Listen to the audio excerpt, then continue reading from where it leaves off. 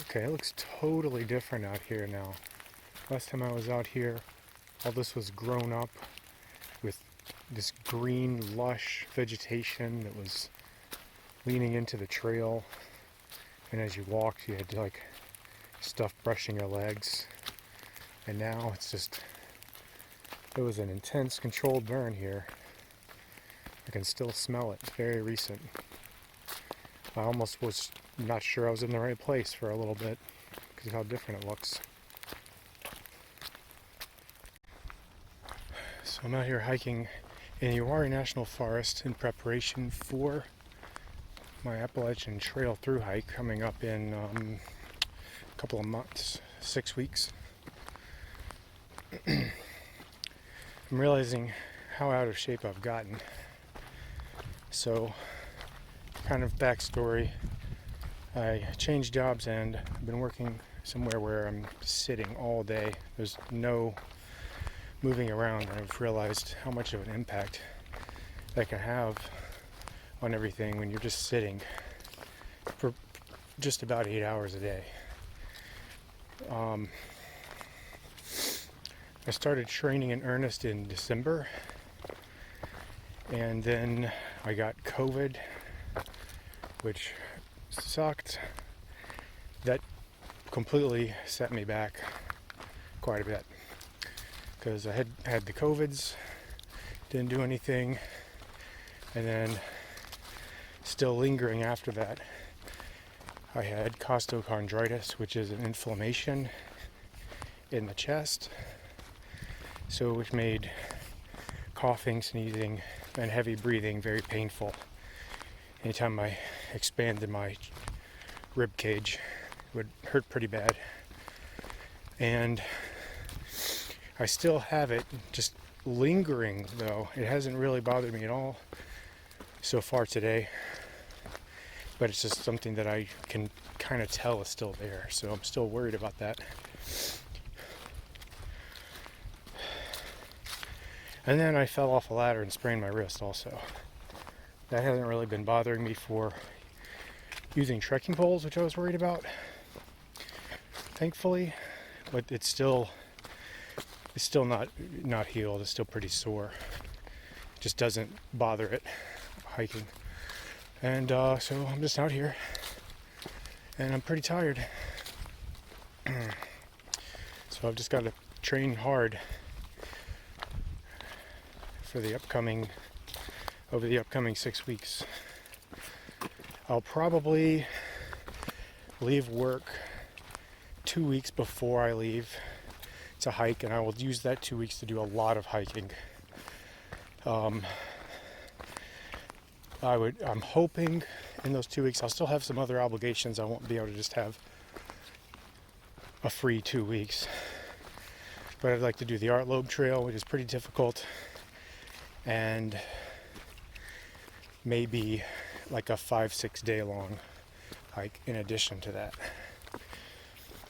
Maybe work on the Appalachian Trail a little bit.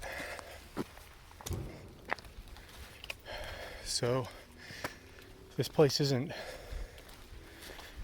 too crazy in terms of uphill, but there are some difficult spots. I'm saving the most difficult part of probably this entire national forest. I'm making sure to hit that, and that'll be tomorrow morning. So I'm just doing one night, test out my new tent, and just train, exercise.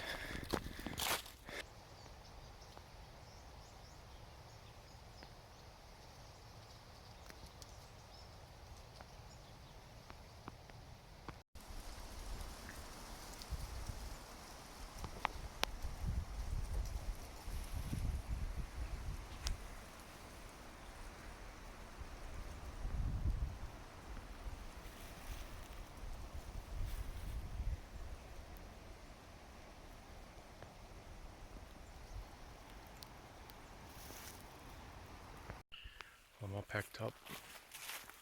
My former campsite. It's 5:30 and time to start hiking again.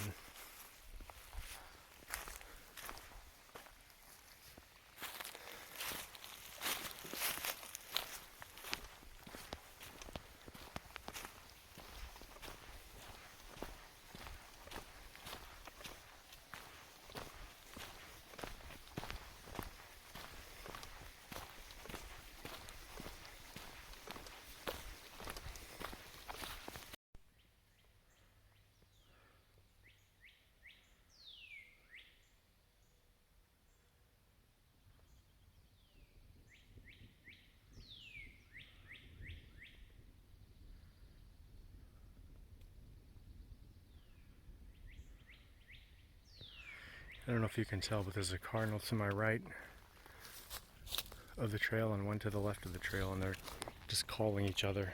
I guess they're talking to each other.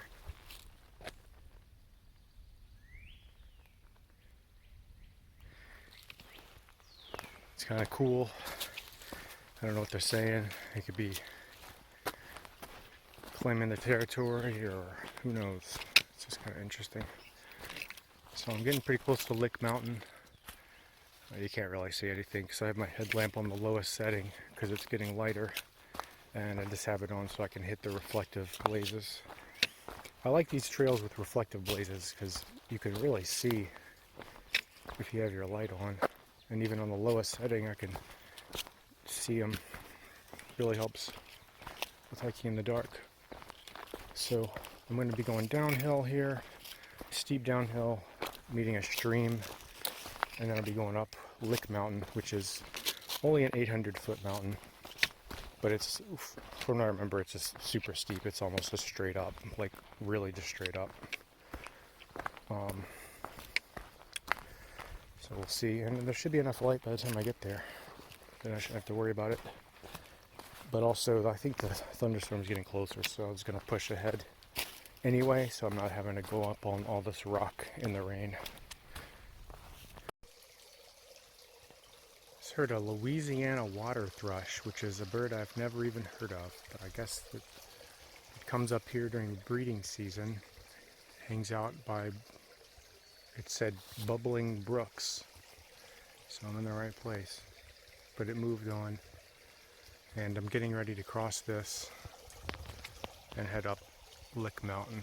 Don't know how well you can really see the path, but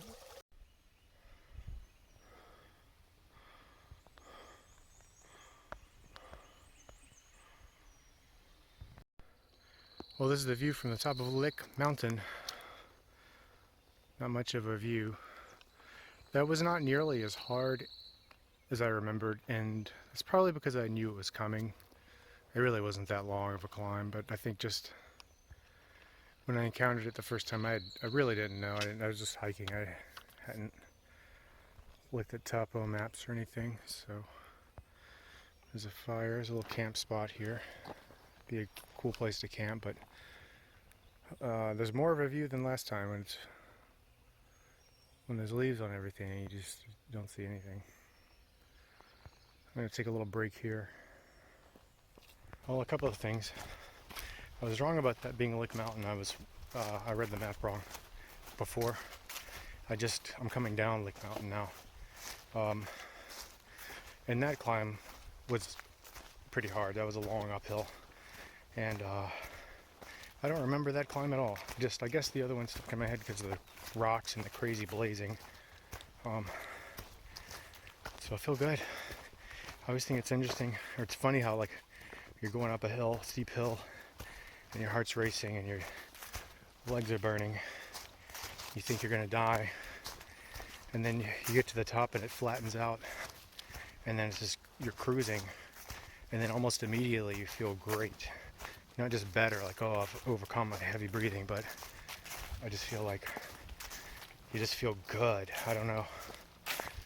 I don't know. I call it being opened up. I don't know why I call it that. Just like you just feel all opened up, and there's endorphins, and you just feel great. I would have taken a little break at the top of Lick Mountain, but there were guys up there packing up. They had camped there last night, and that's another thing that made me feel good. It's like, man, I've already been hiking for hours. I've already done 4 miles, and you guys are just getting up. It's kind of cool. There's a ruby-crowned kinglet in this rhododendron. I've never seen one before. You're not going to see it on the video. It went further. It was right next to the trail.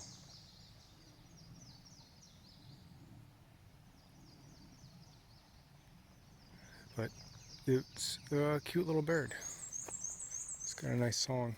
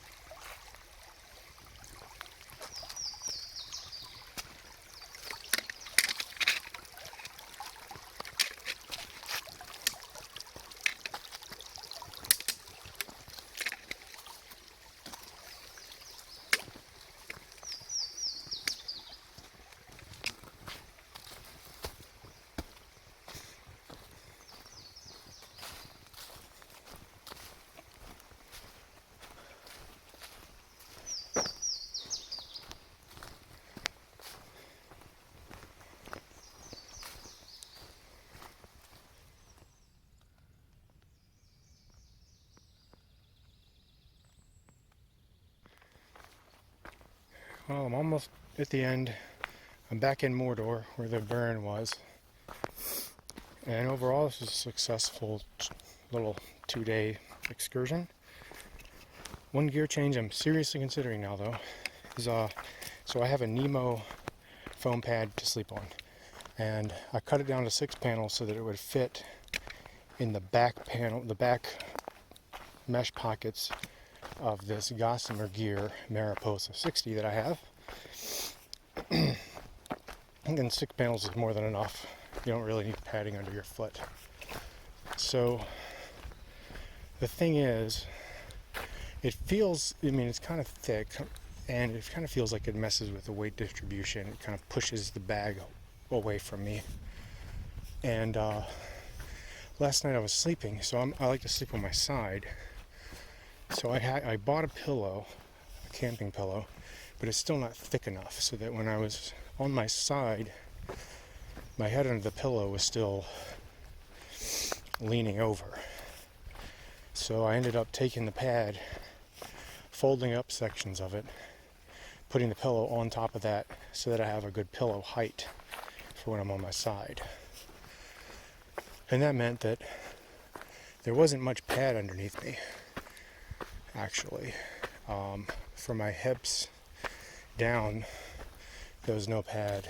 A little bit above my hips, I guess my waist. And that didn't really bother me. The only thing that bothered me was the cold. The ground was a little cold. So I could just get a ground sheet and or like a Reflectix or something to put under me to insulate from a cold ground. That'd be fine, because I'm fine sleeping on just the ground, I think. It doesn't bother me that much. Only thing that bothers me is just having a good pillow going on. And